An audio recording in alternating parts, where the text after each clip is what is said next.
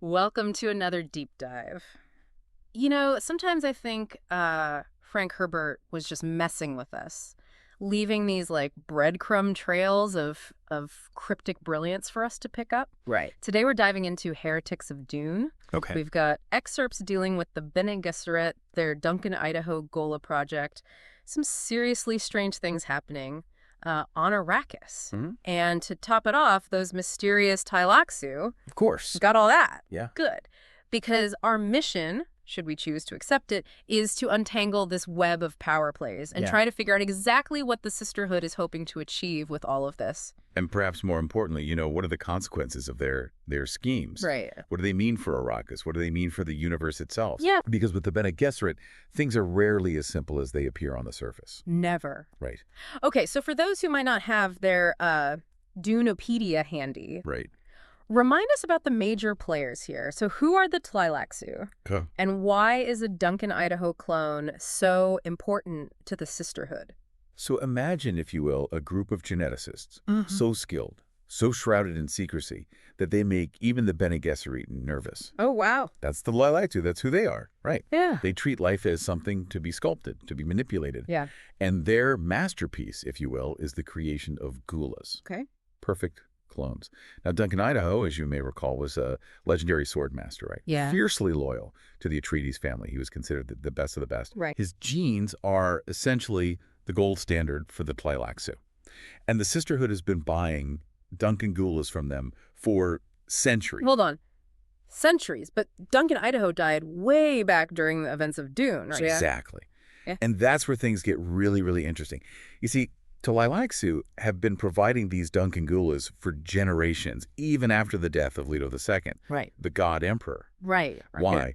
Because they know that the Sisterhood believes Duncan, Idaho is a key player in a plan. Okay. A plan that was laid out by Leto II himself. Wow. A plan known as the Golden Path. The Golden Path. So that's some next-level galaxy brain stuff. Even for the Bene Gesserit, I'm not going to lie. Absolutely. What is this Golden Path, and what does it have to do with a Duncan, Idaho clone? Okay, so think of the Golden Path as this roadmap to humanity's future. This carefully orchestrated plan that was set in motion by the God Emperor himself to avoid some catastrophic fate. Now, Leto II, he was a powerful, prescient being. Right. Even more so, perhaps, than the Bene Gesserit, right? He ruled for millennia, and his vision, it extended far beyond their own, limited scope. So the Sisterhood is essentially following breadcrumbs left by a being that they both revere and fear. It seems that way, doesn't it? But why, Duncan? What makes him so vital to this Golden Path? So we don't know the full extent of Leto II's plan, but it's clear that Duncan, Idaho, with his unique genetic memory and his Atreides lineage, plays a crucial role.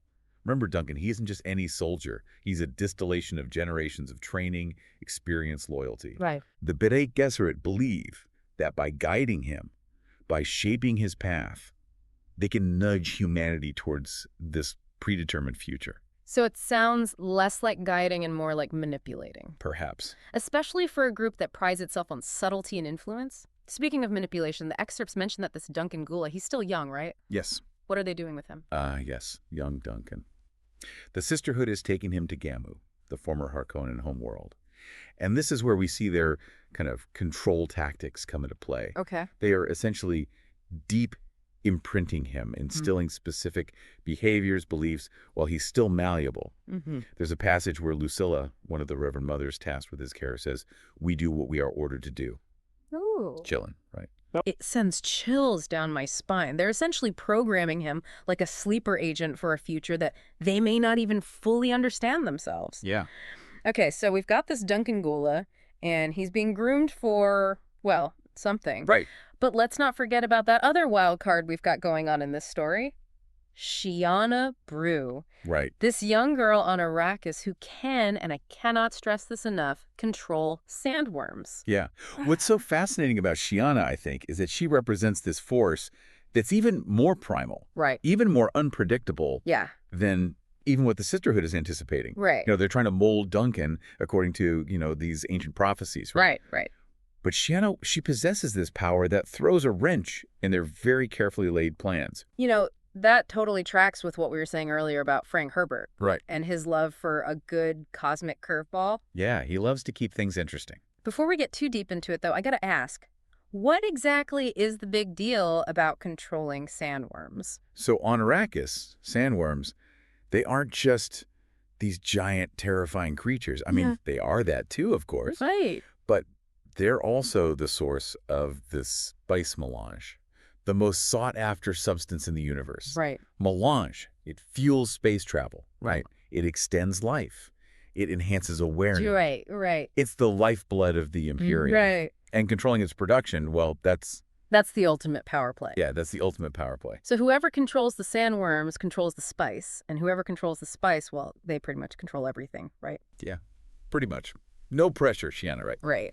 But I'm guessing the Sisterhood probably wants in on that action, don't you think? Oh, 100%. They've got to be. Of course. But here's the catch.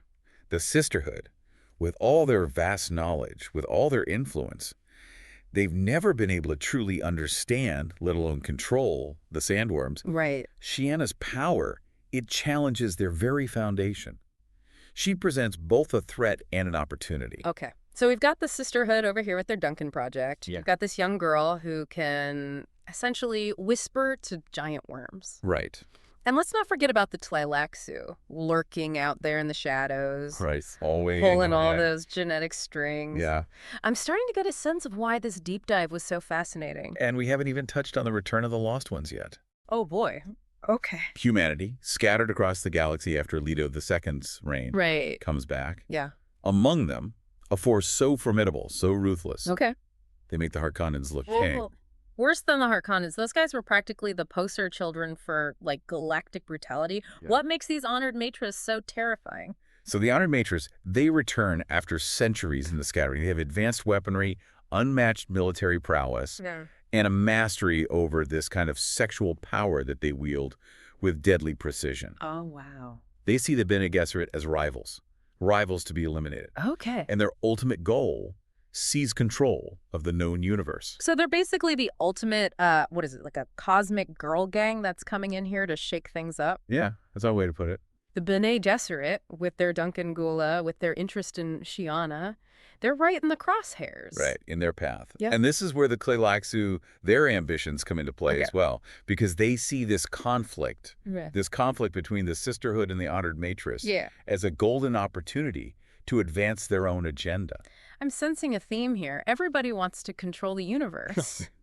The Tleilaxu are such a wild card, though. They are. They created the Duncan Gulas, but we still don't really know what they want. What's their end game? So their motives are always shrouded in secrecy.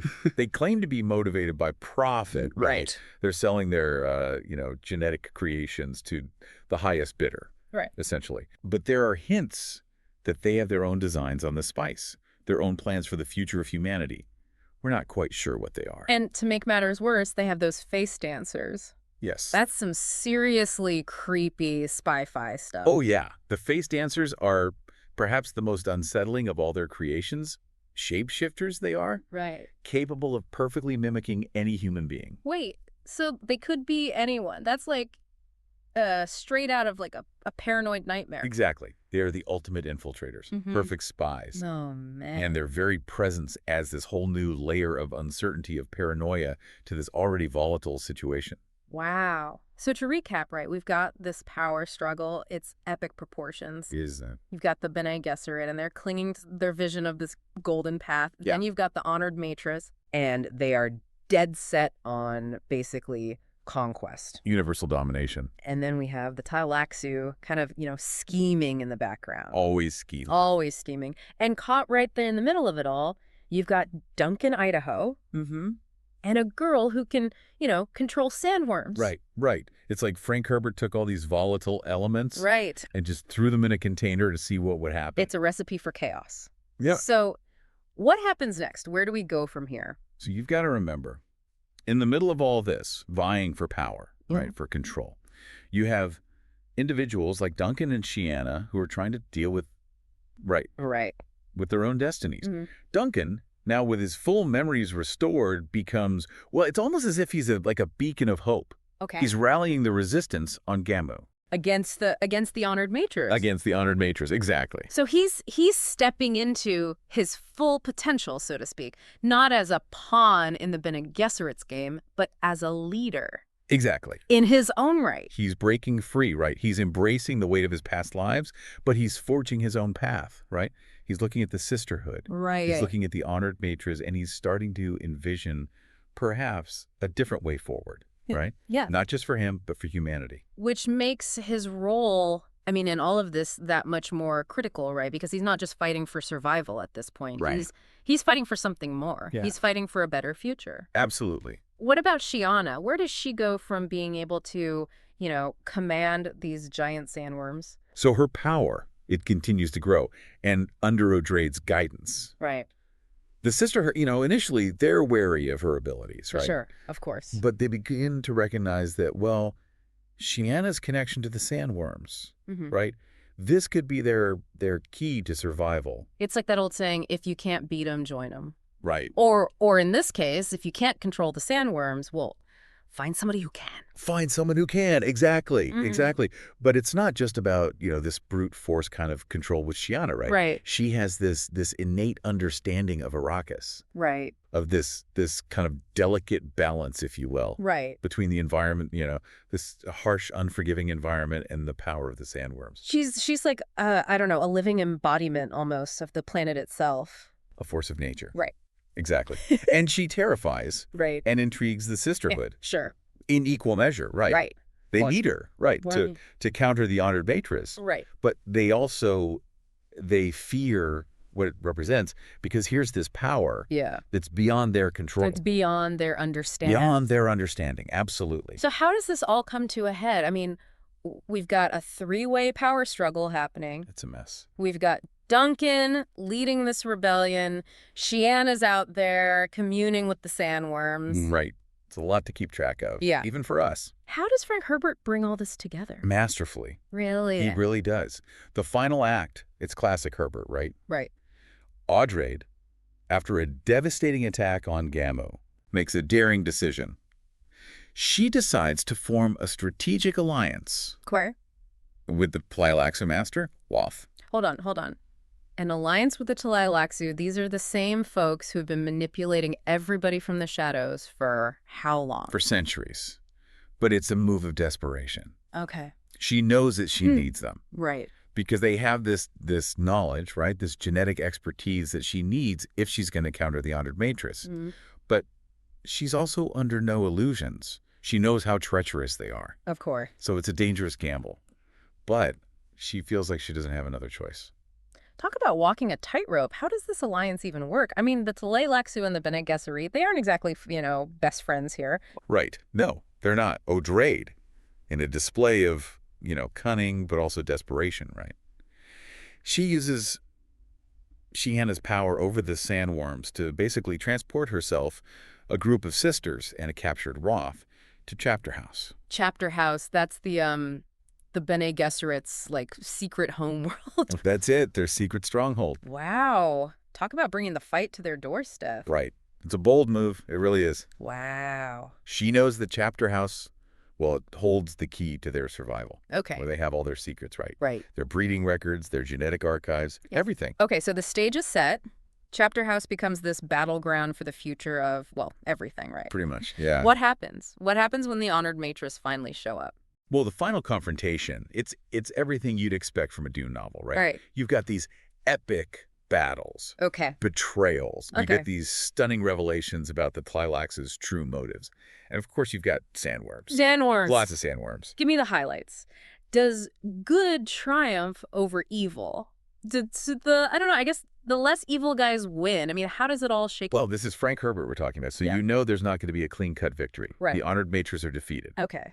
But not without heavy losses, right? Yep. On both sides. Okay. Duncan, he plays a pivotal role, right? He uses his skills, his leadership. He's able to outmaneuver the enemy. And Shiana, well, let's just say that she unleashes the fury of Arrakis Okay. in a way that nobody sees coming. So humanity's safe. Safe, yes. But the universe is forever changed. O'Drade doesn't survive. Oh, wow. The Bene Gesserit, although they're victorious, they're left questioning everything, right? Their methods, their goals, even like the nature of the Golden Path. So no happy ending. Not exactly. Right. Heretics of Dune ends on a note of ambiguity. There's this sense that the battle is far from over, right? Right. Duncan disappears into the depths of Chapter House with this mysterious Tleilaxu master, Yeah. and we never learned what his ultimate fate is. Wow. Shia, who is now a Reverend Mother herself, is left grappling with the weight of her power, right? Hmm. And the responsibility of guiding the sisterhood into this new, very uncertain era. That's quite the cliffhanger. It almost sounds like, Frank Herbert, he was leaving the door open for more stories, right? It does, doesn't it? For more twists and turns in this epic saga that he created. And that's one of the things I love so much about the Dune universe, right? Yeah. It's this complex tapestry. You've got power, religion, ecology, Right. human evolution, Right. right? And it's constantly shifting. It's constantly evolving. And it forces us as readers to question everything. So what does all of this mean? Well, for one thing, Heretics of Dune is more than just a typical science fiction adventure, right? Yeah. I mean, it really makes you think about human nature. It makes you think about the seductive and dangerous allure of power, It right? does. Because, I mean, who are the heretics in Heretics of Dune? That's a question Frank Herbert wants us to think about. Who are they? It's a story that really stays with you It does. long after you finished reading it. And it makes you consider the choices that we make as humans, right? The paths that we choose Yeah. and the consequences of our actions. I mean, not on a small scale, Right. but on this grand cosmic scale. Exactly. And with that, I guess, we encourage you to dive into Heretics of Dune yourself. Yeah. See what truths you uncover in its pages. Absolutely. Until next time, keep exploring, keep questioning, Thinking. keep thinking, and keep diving deep.